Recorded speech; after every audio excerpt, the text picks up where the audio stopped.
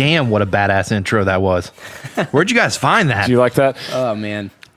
We will get it. The song you just heard, guys, was a band called Reason Define. Some new friends of ours that we met here in Knoxville. That was awesome. Yeah, dude, they're really, really good. Hunter and I went and saw them, and we're going to talk about it here in a little bit. I want to talk about it now. You guys didn't invite me? That's fair. It's a live show. Yeah. I hate you. They have a great drummer. You would have been unhappy. There was prevalent drums. You wouldn't have liked it. The Berkeley drummer. So, dude, yeah, and we'll get into that. So, anyway, throughout this episode, folks, they're going to be featuring music from Reason Define, and they're a band out of Charlotte, North Carolina. You can you can Google them, go on YouTube. They're on Instagram, whatever, YouTube. Check videos, whatever. But we're going to be featuring some stuff on our podcast. They were super cool. We got to hang out with them just a little bit at the show. And I'll definitely be buying that CD. Yeah, man. And I speaking of the CD, I do want to talk about it a little bit. We get into it. But anyway, prior to that, how are you guys doing? What's going on, fellas? What's up? What's been going on, everybody? I'm one of your hosts, Hunter. I'm Casey. I'm Spence. I don't know. We're what, 62 episodes in? I don't think we need to do that anymore. We do. Do we? Every episode is someone's first episode. Because we might be picking up new listeners. I'm more worried about what we're going to do for episode 69. Are never going to listen. I got plans. So anyway, listen. So what's been going on? How's your week, guys? What's been going on? I've been on a little vacation. You too saw the Avengers movie now. Oh, God. All right. I have not seen it yet. So we're going to wait.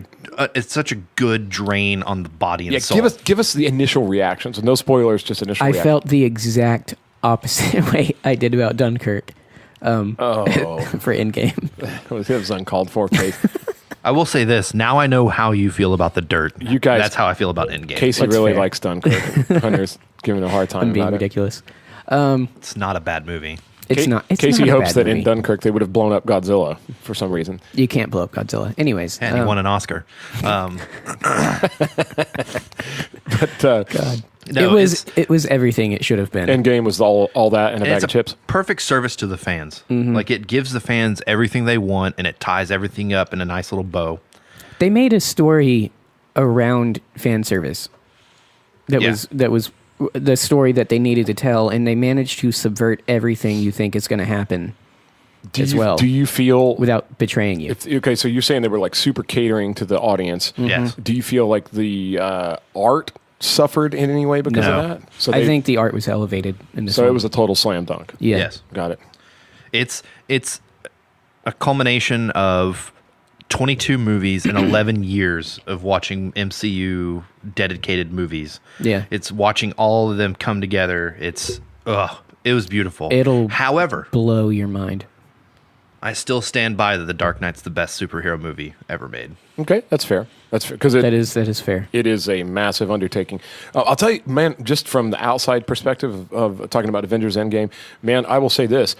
There's been a stunning amount of silence around the movie. Like, nobody's said shit about it at all. We haven't heard spoilers, nothing. People are like, it's like the whole world has been sworn to secrecy. But also, I know that a lot of people haven't been able to get in to see it.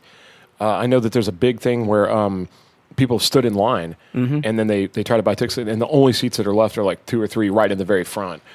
Well, I mean, for a 3-hour movie, that's a real neck breaker, you know. Casey dropped some real life numbers on you like a few minutes ago, and I saw your eyes glass over because of how devastatingly real it is.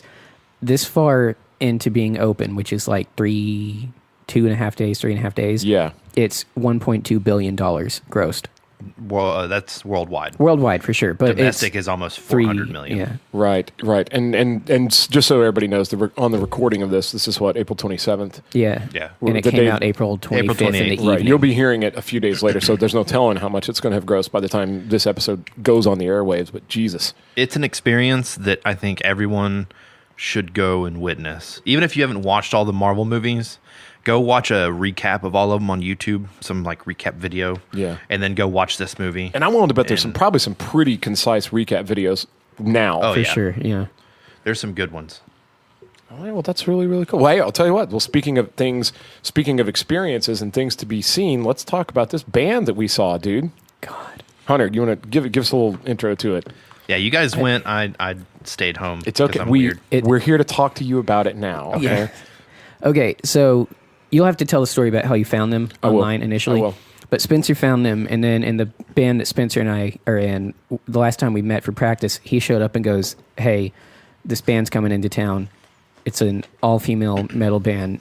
They'll kick your ass. Check them out." So I do, and I fell in love instantly. Stuff is real catchy. It's real artfully done, too. It's not cheesy. Right. And then, so we go to this show, and they had such a small space to work in. 5 women, and like, it had, I'm exaggerating, of course, but it felt like 5 women inside 5 square feet, basically, and they were losing their minds. Literally no stage. They were set up literally right on the floor. On the floor in front of us. And they were going ape shit. Dancing, headbanging. They were in and out of the stage area that they built for themselves. They were on point. Everything was perfect. The melodies, the timing, the breakdowns. Like Spencer, when we got done, Spencer turned and looked at me and he goes, "Have you ever felt like you've just witnessed something that you needed to see?" Yeah, like at the right time. Do you ever feel like you were in the right place at the right time and you just saw something that's going to be big?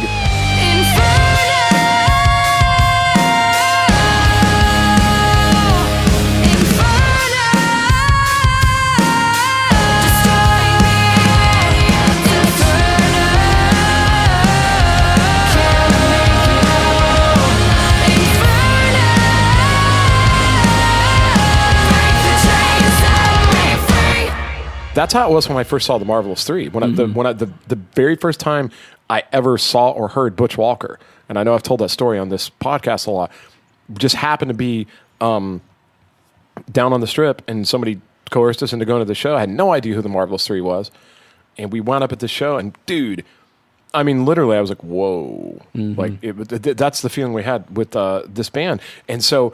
They're sweet as hell, too. Super nice. Like, super nice. Yeah, totally, they'll totally kick your cool. ass during the performance and then, like, pick you back up afterwards. Yeah, dude, they're really, really nice. We got to talk to them and stuff. So we'll tell you a little bit about Reason to Find. They are... everybody knows that I make guitar cables, and I'm this huge gear nerd, and blah, blah, blah, blah, blah. And there's a particular brand of guitar strings that I am not endorsed by, but I support 100%. It's the only kind of strings I use, and they're called DR. Okay, I like them because they're hand wound, and we could get into it because they're wound on like round core, not hexagonal core. Blah blah blah blah blah. It's nerd stuff. Anyway, they're really good strings, and we recently, when we did our recording here in this room, restrung all the guitars with DR strings. Anyway, so I'm on Instagram, and I follow DR strings on Instagram, and they put a picture of this girl, and she had a guitar up, and she just looked like she was getting after it, you know. And I was like, who the hell is that? Because I love female guitar players, and I'm a big fan of, like, there's for anybody that listens to, like, Alice Cooper now, he's got this absolute monster that plays for him named Nita Strauss. She was the first girl ever on the cover of Guitar World magazine. She's a beast. And also Neely Brosh is another one. And they were all at one point in this band called the Iron Maidens, which is an all-girl Iron Maiden. Yeah. And, dude, and there's a girl named Courtney that's in it now that's just, you talk about just a monster. Anyway, it looked like this looked like that. And I was like, who is that? And I followed the link to the band, and it was Reason to Find. And I looked, and I was like, well, that's... And you could watch videos, and, I mean, they were getting it in front of big crowds, like super pro. Yeah. Really getting after it. And I was like, dude, I want to go see them. And I looked, and they had just played near here. And they're from Charlotte, so they tour in this general area. They do Nashville, Atlanta, Louisville a lot. They say they play in Johnson City a lot at like Capone's and whatnot, but they're in and out of this general area. And I just happened to notice that we're going to be playing in Knoxville at Beard and Brickyard. And I was like, dude, I really want to go check that out. I didn't know if our schedules would work out. Sure enough, it did, and we got to go. And you know, I got there a little before you, and there was another band on. And here's another cool thing about let me give a shout out to Beard and Brickyard. They did something really cool. The entire concert, there were a whole bunch of bands on the concert, including the band that played after Reason to Find. I didn't catch the bands before them very much, but everybody was really, really good. The band that played after them was called the Fidget Sinners. And shout out to my man Dane, who's a guitar player that we hung out for a little bit. They were fantastic. I think they're playing in Oak Ridge coming up soon. But anyway, look them up. Go look up local band Fidget Sinners. They were fantastic.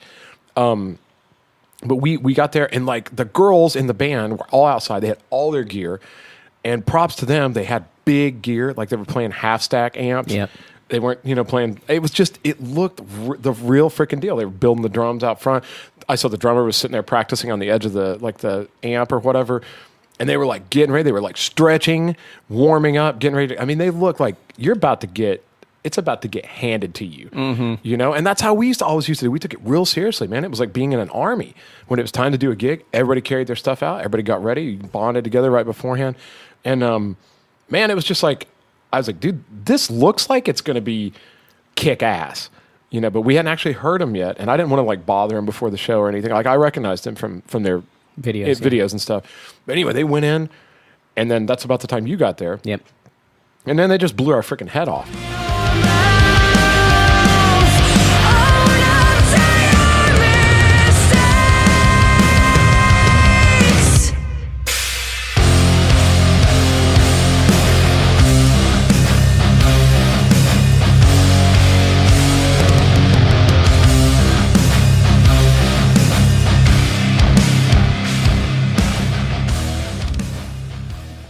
Yeah, there's no amount of exaggeration that actually captures how they are the end game of rock bands for that night. Yes.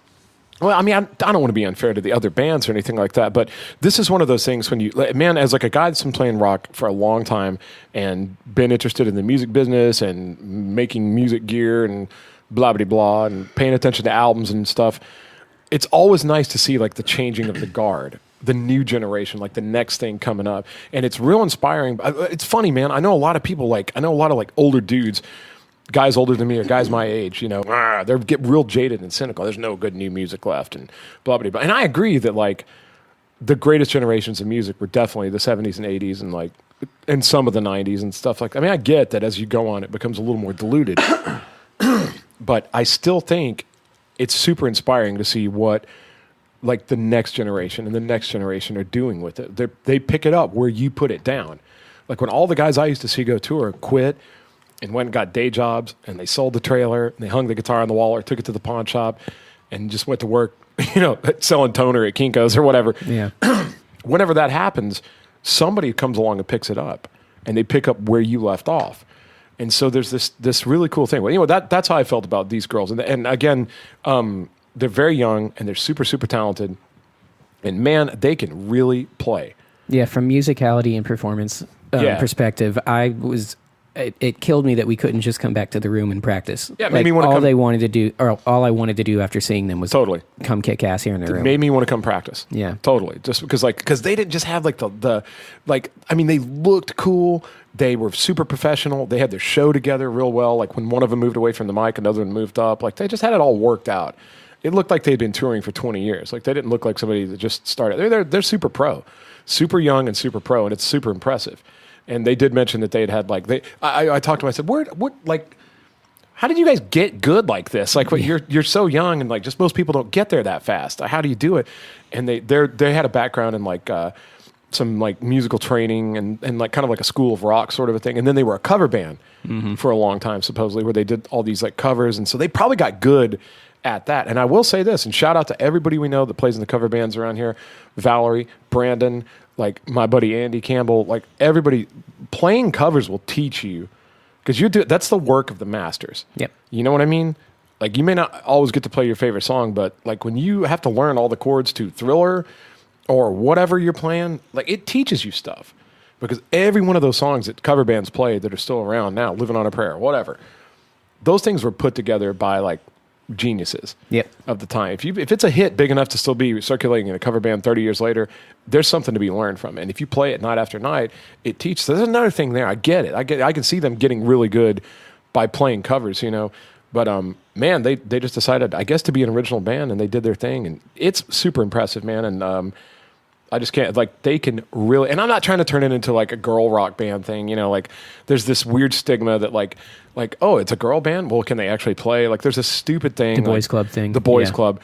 And they definitely, they don't give a crap about that, because they just come out and shred. Mm-hmm.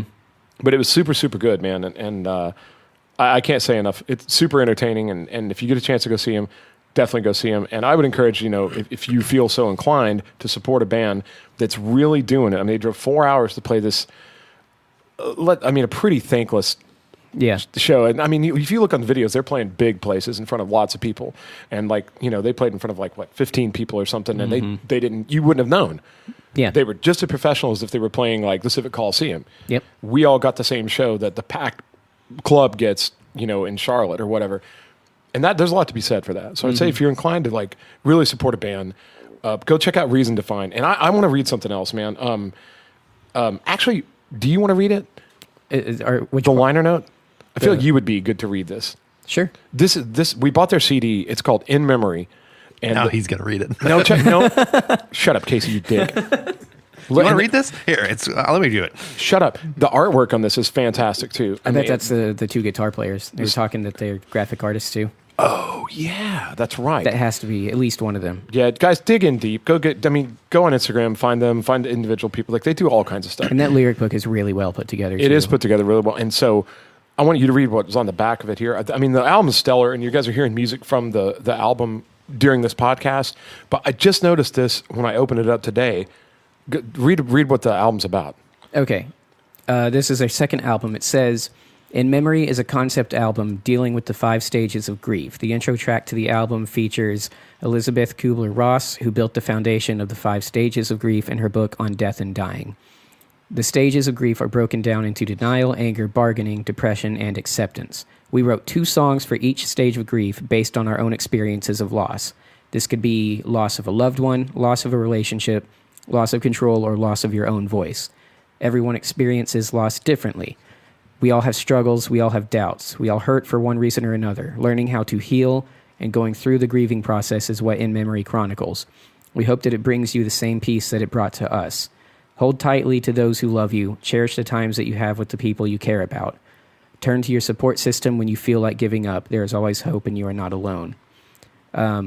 We would like to thank our friends, family, and fans for supporting us through the emotional journey that creating this album has been. For those who aren't here to experience it with us, your spirit lives on in song. Dude. Damn. Yeah. Come on. It's the first thing I read when I got home with the CD, and I about dropped on the floor. I wasn't ready for it. Do you guys not buy me a CD? You didn't come. You're just going to have to listen to this episode. Dude. All right. No, it's fine. It's cool. It's whatever. How impressive is that? Seriously. I'll just go find their website and buy 2. Dude, do it. They have a lot of cool shirts too. Like I got a cool shirt. It's awesome. It's awesome. Go check out their merch. I think all the framing at the beginning of that liner note is really important, but that last statement just just to break down like loss in that way, like different kinds of loss. Most people just become consumed by loss. I lost something. I had to go to a funeral, or somebody broke up with me, or whatever, and then they just sort of become consumed with like self-pity. But to break it down into the different kinds of loss, like loss of a person, loss of your own voice. What about that? Whoever talks about that shit? Yeah, and like for us, the last 2 years has been an avalanche of death after death after death. Totally. So that was beautiful. Beautifully written. I hope you guys are listening to this episode. You fucking floored me. Yeah, dude, you guys are rad. I hope you hear this, and I hope you know that you're so rad, and you're so cerebral, and so talented, and really, just will you cool it for a minute? You're making us look really bad. You're making every other musician and artist look really bad. In that case, don't cool it. Keep rocking. That's right. But anyway, we loved meeting you guys, and you were so, again, off stage. This is a big one, too. Let's talk about this. How a band handles itself off stage is just as important, because if you're in a touring band, if you're in a band at all, you have to have you're at the service of your fans, and everybody knows that fans want to like talk to you and learn about you and hear about you, and you can only give them so much. And we see famous people deal with this all the time, where people just want to talk to them and get an autograph and go on and on and on, and you start to see how their patience is. Butch Walker is a master of this. He'll stand there all day as long as it takes and talk to you, and he's very polite if he has to excuse himself, whatever.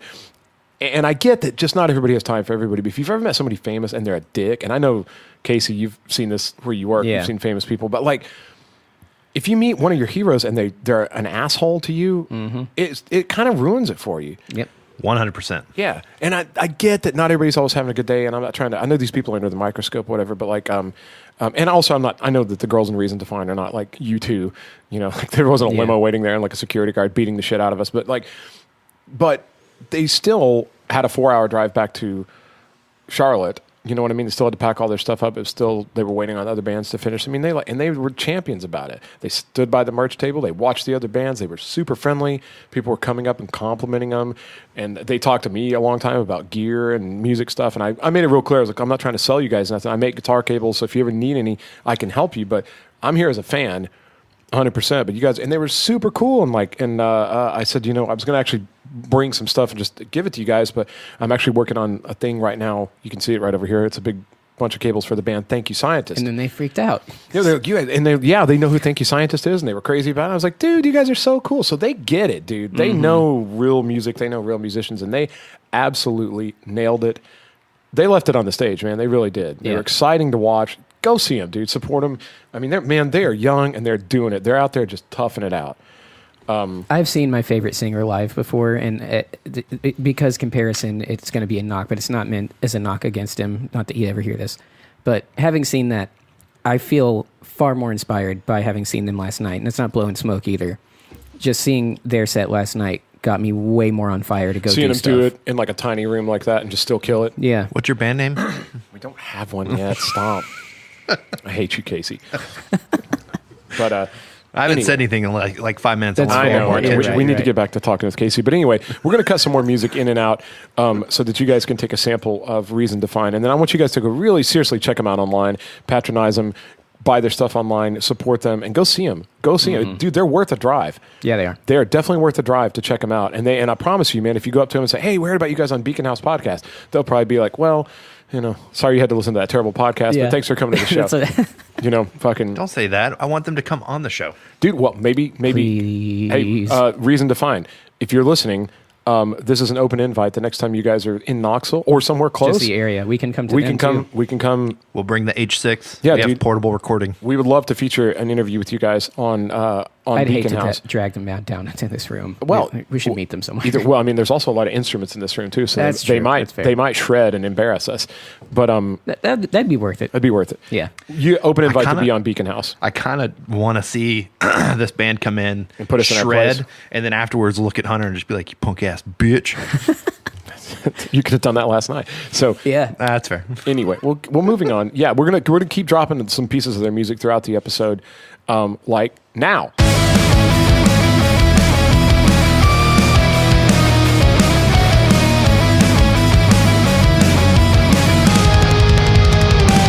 I'm in a rut of drought, gasping for relief. When will it finally be my turn to breathe so easily? You pick again the bitter taste of love. Yeah, what do you think about that? God Killer. bless. Absolutely killer. All right, moving on now, you guys. So what's up? What else is going on in the world? I wanted to talk about something because I find it really sad that I can't go to the movies anymore without when I see somebody who looks suspect walking in by themselves, Yeah. and I have to half watch the movie and half pay attention to this person. What are you talking So about? now What do you that mean you've set it up, suspect? Casey, I'll tell tell- us a story. I'll tell you this. What does that mean? I don't know Me what and that- Hunter and his wife Libby and Libby's sister Alicia all went to go see the 2 a.m. showing of Endgame at the Pinnacle in Turkey Creek. And theater's filling up, and as we're sitting there, the movie's about to start, and this one guy walks in, and he just, the best way I can say it, he looks suspect. He has a big baggy, like it's not that cold outside. He has a big baggy leather jacket on. He has like baggy clothes, and he's like holding something under his coat, looking real suspect. He He looks also real, clanked when he walked. yeah, he had like a bunch of shit on his belt. It looked like a dude that if, he's the kind of guy that would walk around and be like, I have a carry permit. Mm-hmm. That kind of guy. Okay. So he sits down and he has these cans wrapped in black tape. And I'm like, oh, that's fucking weird. Yep. And he's sitting there drinking. He drinks Cans wrapped in black tape. He's drinking a 6-pack while watching the movie, getting drunk. Oh. And you can smell it too. As the movie goes on, you can smell it. And at about the peak of the movie, it's like, the big, Last 5 climax. minutes, yeah. Well, it's like the big climax happened and everything's like tying off and it's all this, emotions and everything's all, it's getting good. It's getting to like the good stuff at the end. And he stands up and walks off Back of the theater. Back of the theater, goes back behind everybody. And all of a sudden, I see Hunter and myself both go like prairie dogs. Like Yeah, we it's just just we up and we go, look "Huh?" around. And we start watching him, and he goes up and he goes to the back exit Disappears door, into a back room. opens the back exit door, and then holds it open. And I'm like, okay. And he's like holding it open. I'm I like, think the guy watching. just like had to fart really bad from all that. We beer. don't know because he was already acting. He had like a weird beer fart. to let Luckily, out. but And then he left, and then he came back, and then he left again. He never came back to his seat. He just kept walking above everybody. This is during moving around. Avengers? Yeah. During the Avengers movie. And he's walking around, and all I can think is Aurora, Colorado. Like, Yeah. I'm just waiting for this guy to be like, oh, yeah, I hid an AR-15 in the trash No can. shit. Like, at it the was top that. here. It was that scary. His That's behavior really was that scary, yeah. suspect. Like, I feel bad for joking about it. That's scary as fuck. But no, Well, you but it's didn't one know, of the, but- one of those things. It's like, I hate that that's where my mind went to, but that's exactly the kind of thing that somebody would do is go to a crowded theater, wait till like the climax where everyone's paying attention, and then just open fire on them. I mean, I hate that we have to think about that, but I'm kind of glad that you and I both went there because, you know, my wife is sitting next to me, and as soon as he stood up and went away from the entrance to the theater, At a point where you don't get up and go, like it's one of those points where if you have to pee, you're telling yourself just hold it because it's that part of the movie. yeah. And for those of you that don't remember the Colorado thing in 2012 with The Dark Knight Rises premiere where that jackass Now, I don't shot know a bunch of people. 100% about it. Did he do it in the middle of the movie? He did it in the middle of a movie, and he did it by now. This was the theater proper, not the screening. Yeah. So this was a little different, but the behavior was similar. He got up after being in, left, and propped a door open At the exit, the outside yeah. exit. Again, that was the outside exit of the movie theater itself. But yeah, so he propped an exit door open. All of the stuff this guy in our screening did, minus the part where he went crazy and shot people, thank God, matched what that dude did. Yeah. So, you know, I was, and again, know, I'm I glad was- that you were amped up too, but I was ready to grab Libby and throw her to the floor and start I was going amped up from the movie, and then that just amped me up even more. And it was like in the worst possible way. I'm trying to watch the movie, and it's trying to tie off certain plot lines, and I'm Right. trying to pay attention to that. But all I can think in my head is, I'll be goddamn if I'm going to become a statistic. Yeah. Yeah, you know what? That thing in Colorado too. My second cousin, Alethea, was in. She was one theater over. She lives out there. When that happened, she was one theater over, and I remember talking to her about it, and I was just like, she said it was very surreal, and just like also our friend Todd Etheridge was out in California, in I believe it was L.A. or no Vegas, the Vegas shooting. He was in a in a hotel adjacent to that one too. So it's so crazy that how you may not be victimized by one of these things, but you could be so close to it. Yeah. And it's just nuts, you know. Like that's. So what did the guy ever? Did he just like? Oh, He seemed to so be friends here's- with an employee, is what it looked like. It looked like. So it turns out at the end of the movie, he stood. Here's the other weird part. At the end of the movie, He was an actual Avenger. the lights came up, and he stood at the exit and watched people leave. And I was like, I just kept eyeing him out of the corner of my eye. And then one of the managers came in with like a dustpan and a mop and like ready to clean the theater. And he walked over and started talking to him. I was like, oh, this guy probably works here, and it just came to watch the last showing, like just got off work. Yeah, he knew his way And around I the theater. felt like an asshole for thinking No. poorly. But then I was also like, if I don't, No. But see, you shouldn't though. You're not an asshole You're for that. You're surrounded by smart. other people, and that's the thing. That dude's fucking behavior. If he knew where to go and he But he normally probab- goes there, he should have stayed in the fucking back so he could get up and go through that door if he Plus, wanted if the to. guy without- works there, he should know how to not act that way. Yeah, But that's the thing. He might not even have thought anything of it, of his actions. He thought he might have just been, I have a buzz. I'm acting, like a dude with a buzz. But everybody else that's, on high alert watching To be him being fair, like, that's Yeah. kind To of be fair, that's huh? how having a buzz works. You I think, mean, for yeah, I'm sure, doing but- okay. yeah. Meanwhile, you're dressed in a Bugs Bunny costume, running through a public toilet. but yeah, it was the scariest thing I'd ever seen It was in a movie weird. theater, and luckily nothing bad happened, of course. But I just pulled a Damian Lillard there on that trash can. But That in that situation, I've now caught myself multiple times going to a movie on opening night and just being like, is this the time where someone's going to lose their mind? I was very pleasantly surprised, and I guess after all the recent years with big movie premieres and stuff, shouldn't have been, but that they had a cop that was alert and just walking around the Pinnacle itself. Well, that's what I was going to say. all What night. is? So that's I don't good. recall recent movie security. I know they have security guards at the movie, but there's no metal detector or anything like that. Is Right. there that I can think of? There was no security protocol that we encountered So going you could in. totally take a gun into a movie. People do it all the time with carry permits. Well, even though it's blocked, there are people. And that's the kind of that thing you find ways have to around think that. is when you're in a theater and you see someone suspect, you have to go, this guy's acting creepy. Hopefully someone else in this theater is loaded. Right. Well, I think, man, I still believe that it's regardless of I don't know, regardless of how things work, I think it's still our job to protect ourselves. And recently on the Dr. Phil podcast, I don't know if you have listened to any of that. He's got his own podcast now. I think it's called Fill in the Blanks. It's really good, dude. You either love that guy or you hate him. I love him. But there's a thing where he talks about just general awareness. And he goes, I'm not saying that you need to be paranoid. He goes, I've not raised any of my family to be paranoid. But I taught my sons that when you walk into a room, to like look around, see who's in there, and just to kind of take a mental inventory of what kind of a situation you're in. Always. That should be almost like a biological thing.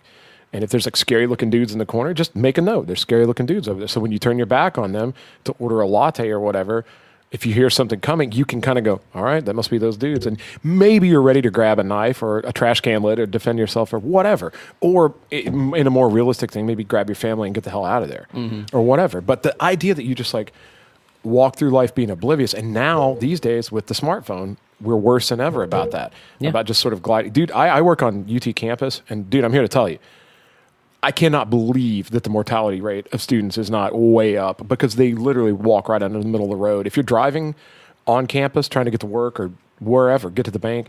Oh, downtown's awful. I have people pull out, like walk out in front of me all the time. They walk when right I have out a on the green road, light. and they've got their headphones in, wireless headphones, and they're on their phone, and they're not looking at anything around them. Like So- they walk right in front of like delivery trucks and beer trucks, and like I've had to slam on my brakes because they just walk right out onto the road, not even at an intersection. Libby's been working at the convention center this weekend. Oh, she sees it. And yeah, when I've been taking her to and from work. Yesterday, combining going there at like 6:30 in the morning, which is ridiculous that this would have happened that early to begin with, but that combined with when I picked her up 12 hours later, people and cars in some kind of mixture, I can't remember. I almost hit somebody or was hit by somebody, depending on the situation, specifically like 12 times just on the strip. Yeah. Just the strip. Once I got to Kingston Pike, it was fine. But the strip itself. If you don't have to go to the strip, don't go to the strip. For sure. Take the interstate. Yeah. Dude, it's pretty serious, and you need to be super defensive if you do, because I know that there's still a lot of laws that protect the pedestrians, and I mean, more than anything, we just don't want anybody to get hurt. But like, dude, people are going to walk right out in front of you now. Like, everybody's absorbed into their phone. Like, it's gotten things. I don't know. I think it's a lot more dangerous. But now let me ask you this, because I've always thought of myself in a fight or flight situation. Is, you know, I'm being honest with myself. I'm a flight guy. That's okay. But there's a third thing. There's is there? fight or flight or freeze. Those are the three responses that are observed in humans. So when somebody, like if somebody comes out of, if you're walking down the street and a guy comes around the corner and goes, give me all your damn money. And like, you will either like immediately reach for the gun and tilt it up and punch the guy in the throat or whatever. Or you will like turn around and run off before you can get you, or you'll just freeze and not know what to do.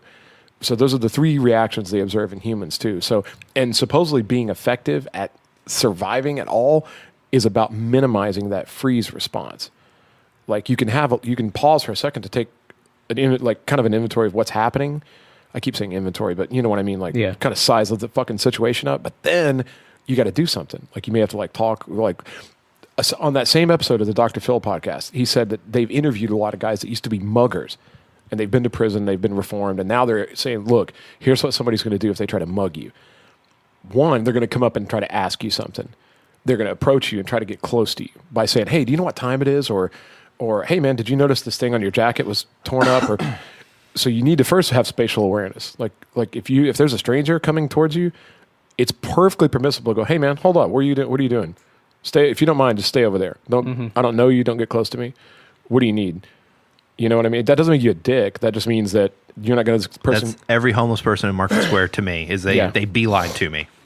Yeah, 100%. And like especially if you've got any money or if you're taking like a deposit to the bank or something like that. If somebody tries to approach you. If I go to the ATM, they approach me at the ATM. Stand down, sir. Get away from me. Yeah. Like, right, you can stay way over there. Don't come any closer than that. Like that kind of stuff. Like you got to be careful or somebody's just going to, and that's a sad thing, man. That like there's good people and bad people. And there are predators, and they know exactly what you don't expect. They know that people are afraid of being rude, so they're not going to tell them to, like, watch out, or, hey, man, do me a favor, like, back up a little bit, or they're just going to come up to you and, hey, do you know what time it is? And then you pull your arm out, and then you've already got a limit. Anyway, go listen to that podcast. They'll talk about it, Secrets of the Muggers, but it's always the kind of thing where they get close to somebody, they ask them a question to confuse them, and then they strike them. Yeah. And they said the person for at least 5 seconds is just completely shocked, and they just freeze. And that's when they've got your wallet. That's when they've got your keys, whatever. You know. Oh, God bless. God bless me. Like, I need some kind of help because I'm definitely, my response is fight, which is. But you know what? But that's the thing. Most of the muggers are not counting. They don't think anybody's going to fight them. They think they're going to the element of surprise. If you were to really if somebody were to come at you and you were to actually strike them really, really well in the throat or the face, they might go, oh, whoops, I screwed them with the wrong freaking guy. But mentally rehearsing that preemptively is important. Just as you walk down the street, thinking like, all right, if this guy does something or this guy does something, you're supposed to know your next 2 or 3 moves. And a good friend of mine, Mike Deering, that studies Krav Maga, will tell you that too. Is you train even mentally so that when something happens, you don't have to figure out what to do. You've already kind of got a plan about how to protect yourself or whatever. See, it makes me feel weird when it happens, but my place of work, which it probably might have been this way when you were over there back in the day, but we get... No, there's a lot of suspect people that get off the interstate, and go in there. And it's not every day, thank God, but I have enough times where some people walk in and start getting weird, whether it's to me or just in general, or someone that I'm working with will come over the headset and talk about it. And, I guess they're always different, because with my brothers, which is obviously different, I freeze and then fly. With the theater situation in Libby, my plan was drag her to the floor and get out. But are you sure you're fight, not flight? But that's what I'm saying. At work or in the parking lot when I'm on my own or something, it's the exact opposite. It's keep an eye out, and if I can get away, but if I'm going to get backed in, what's near me that I can use to fuck this person up? Sure. That's where my head goes every time. So well, and a lot of that, I will say this too, man. A lot of that fight or flight response manifests itself now in 2019 that we've evolved a little bit. It manifests itself in different ways. So, for instance, if you were to get surprised by like a robber, most of the time, most people fall to flight. Like they want to get away. Because that's just a predator. Mm-hmm. The fight response often comes out when you're in sort of like an emotionally taxing situation, like let's say your boss is being a dick to you, or you get in an altercation with somebody, or maybe you have a fight with your spouse or something like that. Like when you become like emotionally offended, a lot of times the fight response comes out then. When you know what I mean, and you get in kind of like an argument, like a verbal argument, and so it's not always just like somebody's robbing you on the street. Like your fight or flight response will kind of, and maybe the flight response too. Like if you're just like, if you don't like anybody you work with, and there's an event going on, you might just try to like get out of that and go do something else. Like that's also kind of a flight response. It's your propensity to be in certain situations, and like if you can handle them or if you can like rise to the occasion or not, and you see that they call that our lizard brain, the id. Yeah. I will say I do have a strong distaste to confrontation. Like if I'm ever out somewhere, and like say I go somewhere with Hunter and Libby, and they start getting into an actual like argument. I'm sorry about that last dinner we had. You're fine. I just want to get the fuck out of there. I don't want to be anything a part of it. I don't want to be drug into it. I don't want to hear people yelling at each other.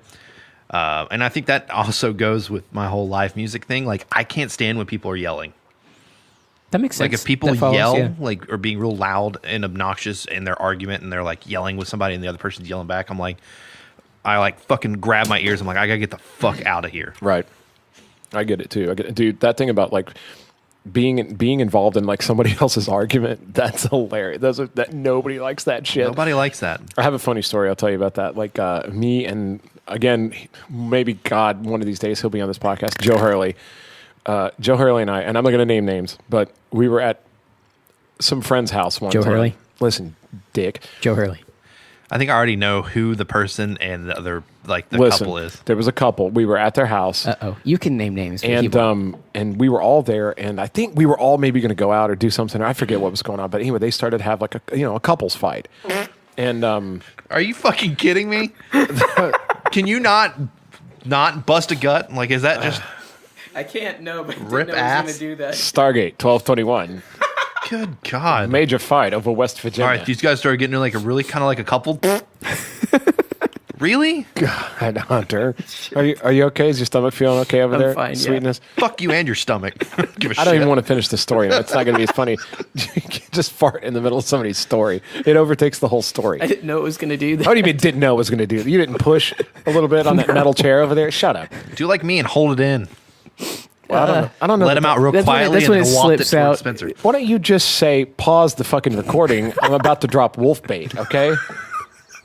Instead of just letting one fly over there, okay? Barking tree spider. Got it. Yeah, instead of downloading some brownware, why don't you just fucking tell me?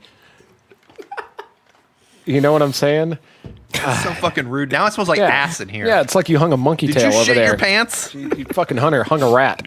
I did, yes. Ah, Jesus. So, Libby's got to clean those underwear later, you Yeah. asshole. You're right. whoa. Anyway, Hunter in a fight and flight situation is going to shit his pants. yeah, it's fight, flight, freeze, or fart. We know which one you are over there, you little dick. fart. So, I wonder what would hold on a second. I wonder what would happen if someone was like, blew ass. He just No, blew but- out. He rattled the condenser on that hold on. microphone. I wonder what would I can't happen record with that anymore. if someone came up to you and goes, "Give me all your money." And they had a gun and you just shit your pants. Like, what would they do? Would they still try to rob you? No, that'd be a great defense. In fact, I hope It probably would, I hope yeah. I'm able to do that if I ever get robbed. Like, I hope I just go, okay, you can have, it, but just hang on a minute. You're going to reach down here and get it. Blah blah blah blah blah blah. You know, Wearing these shorts and it's just like Yeah. brown running down your fucking your muddy leg. mud skipper. Yeah. Oh, come on, take my wallet, dude. You'll have a warm place to sleep tonight. Blah blah blah blah. Oh, man. Anyway, okay, we now return to our regularly scheduled programming. So listen, so we were at this couple's house. I think we were all getting ready to go out and do something. They got in a huge fight. I don't know what it was over, but like we kept like moving into a different room to try and avoid the fight because we figured they'll resolve it in a minute and we'll all go out. Well, like we moved in the living room and then they came in there and they were just going at it and we were kind of just being silent and we would sort of move into the other room and we wound up finally in the in the kitchen, okay? And they were just going at it. I think one of them threw a shoe or something, you know, and I mean, no judgment. You know, everybody's had little tiffs and stuff, but like we finally got backed into a corner and we couldn't go anywhere. And they were fighting right in front of us. And it was super, super uncomfortable and shit. And like Joe elbows me and he goes, "Hey, look." And there was a door behind us that led down to the basement. So literally, slowly, as if not to be detected by the predator, like we undid the doorknob and kind of just like slugs just oozed out of the kitchen and closed the door behind us and down into the basement. And we escaped out the side door and left. Anyway. Did they come hang out with you later? Yeah, they totally did. And they were cool. They were just like, "Oh, sorry about that." No big deal. Shit. Yeah. Yeah, so I'm not a big fan of confrontation, Yeah, especially I things don't like blame that. Ooh, no, Yeah, nope. yeah. I want to be away from that as much as possible. Yeah. Again, you know. Well, and again, it all turned Did out you- okay, and everybody's still friends. No, I didn't. No. It smells like asshole in here. Because Did this one is of what he you? does. Listen, this is what Hunter does. He does this, and it just ruins the room for like 30 minutes. You should see him My there. brothers could have We have to told you that. stand behind him at band practice because we rehearse as if we're. I don't do playing- it at band practice. Shut up! Yes, you do. No, I do. His Shut up. smell. I His do smell not. slowly irradiate. I know when you do it engulfs the- because the other guys in the band will point at me and then point at you, and they'll go, "It was him, wasn't it?" I'm like, "I guess." But it that's the was." thing that happens to me every Either that week. or my amp It's caught on never fire. me. The smell engulfs I think it's the Randy. room. No one like- ever points like- at Randy.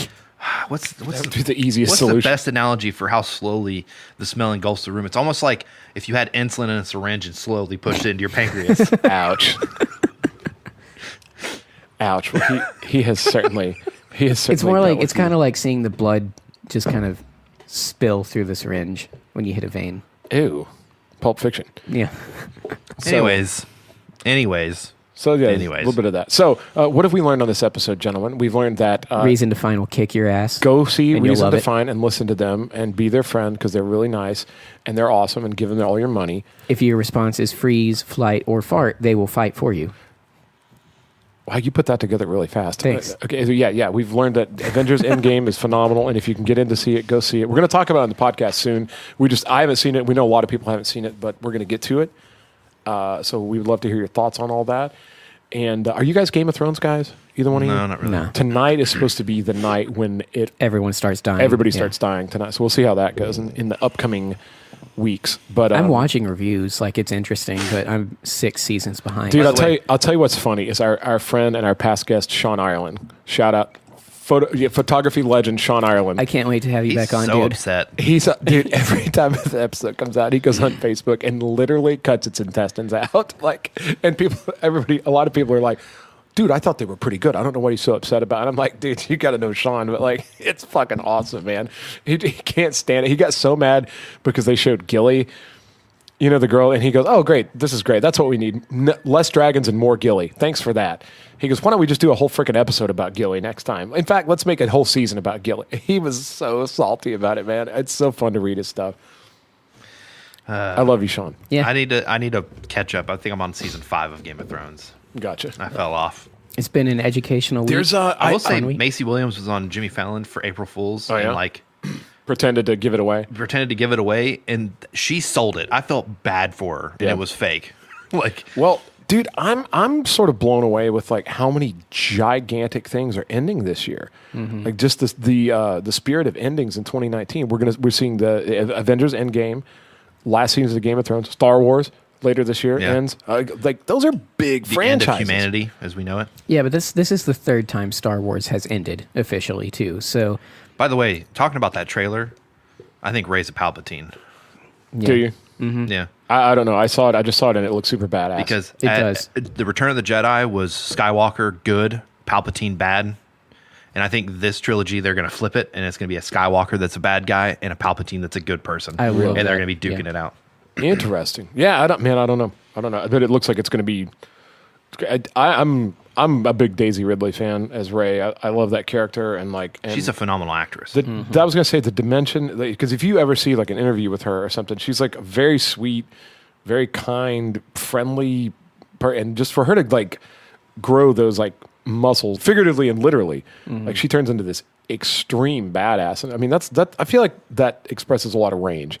Yeah. For that character, I can see after she does this last Star Wars movie, Marvel and Disney trying to pick her up to do a Marvel hero. They Should. absolutely should. Who would she be? She might be a good someone in the X-Men or one of the Fantastic Four. Dude, I would like to see her not necessarily get pigeonholed into action movies. I would like to see her like get, I don't know, it's like something like Silver Linings Playbook or something. So you know what I mean? Like, No, I mean, I'm sure she'll get some of those as well. I mean, she I'd was in love if they Orient could Express. if And she was yeah. actually really good in Orient Express. I would love if they could transition her into, something real serious where she has like a really fruitful, long career. Yeah. I don't know. Yeah, I'm a big fan. Yeah. I would love to see her maybe be She-Hulk, like something weird and off kilter. Because She-Hulk is really. There's a lot of really- talk about that recently. She-Hulk, like where's this? Where is She-Hulk? in Although all I this? can't. I was about to say a thing. We can't talk about that yet. Nope. You A lot of really people say need it's because she's so close to Gamora or whatever from Guardians of the Galaxy. Yeah. Yeah, you should go see Endgame. Okay, I will. Yeah, I mean, I know we got to wrap up, but who we should pick a character for her from Marvel. I think she'd be a good rogue. She'd be really good. Or yeah, because the ooh, X-Men Jean are coming Grey. back. I think she'd be a stellar See, Jean here's Grey. the thing: she would be an incredible Jean Grey, but I want them to leave it alone, and I don't know how they can because she's so integral to the X-Men in the first place. That might be why they're going to wait 5 years. Well, I think we're definitely Shit, Kitty Pryde. Daisy Ridley She'd would be an awesome Kitty fantastic Pryde. Kitty Pryde. Yeah, man. There's a lot. There's a lot. Or Jubilee. Nobody wants that. Get the fuck out of here. Yeah. Also, did you see? Speaking Glitter Dude, hands. X-23. She could be X-23. getting off of Marvel for a minute, did you see the DC thing? They're doing Swamp Thing. Yeah, it looks Yeah, great. that TV show. And I thought, dude, Swamp Thing was a big one for me. I was really into Swamp Thing back in the day. And I didn't realize that looks was DC. I amazing. thought Marvel did Swamp Thing back in the day. They have Man-Thing, which are both swamp humanoids. Yeah. Just like in typical Holy Marvel shit, I fashion, forgot. they copied DC, and this is just one of the few cases where they shit the bed on it. Indeed. Okay. Fair enough. Well, guys, thank you so much for joining us today on Beacon House. Thank you for listening. Thank you for listening to the music. Again, drop us your comments. We do have another live event coming up near the end of May. We can't really say anything about it yet, but start we're still getting in prepped. talks. Still in talks with some of our friends locally, but we're going to do another thing where you can come out and hang out and meet us. Actually, we're going to do a couple. So be on the lookout. We want you guys to come hang out, drink coffee or beer or whatever, and come see us live and be on the podcast. We loved everybody that showed up. We want to send a big thank you to everybody that came to our live mailbag at Joe Muggs and talked and sent in questions. And if you couldn't be there, and either way, it was amazing. And we want to get you guys to come back out. And we're going to do more off-site things too, where you come meet us in the real world. You get on the podcast, talk about what you want to talk about, and hopefully our friends in Reason Define are going to be on a future episode too. But don't wait for us. Go see them live, okay? Well worth your time. See what you have done, leaving knives in my tracks. My finger is on the trigger. The hunter becomes the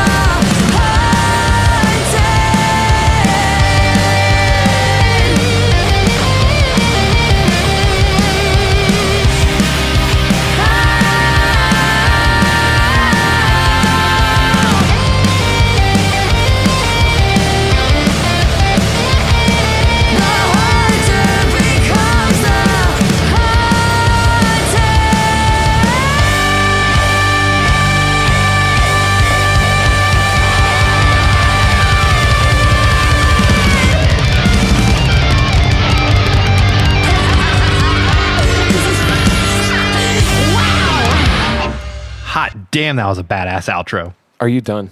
Yeah, I'm sorry. Okay.